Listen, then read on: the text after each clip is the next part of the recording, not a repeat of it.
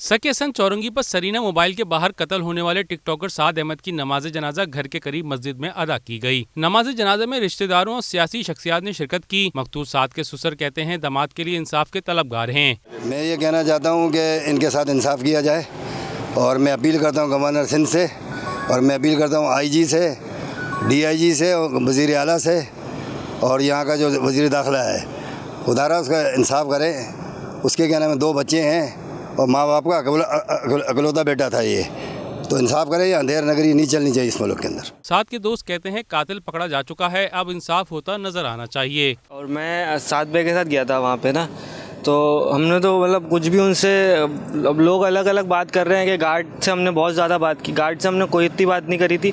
मैंने सिर्फ सलाम पूछा, सलाम दुआ की और सलाम दुआ करके मैं बोला चचा मैं आपके वीडियो बना लूँ, तो उन्होंने एकदम से हाँ करके फिर सामने को गाली दी और एकदम से उठे और ट्रिगर, जबकि हमें पता ही नहीं है, चंद सेकंड की बात थी और मतलब होता है कि हम बच जाते, लेकिन वो कुछ भी उस वक्त कुछ समझ नहीं आया। साद को आहों सिस्कियों में मोहम्मद शाह कब्रिस्तान में सुपुर्द खाक कर दिया गया। कैमरामैन तारिक इशफाक के साथ शुजात कुरैशी, मेट्रो 1 न्यूज़, कराची।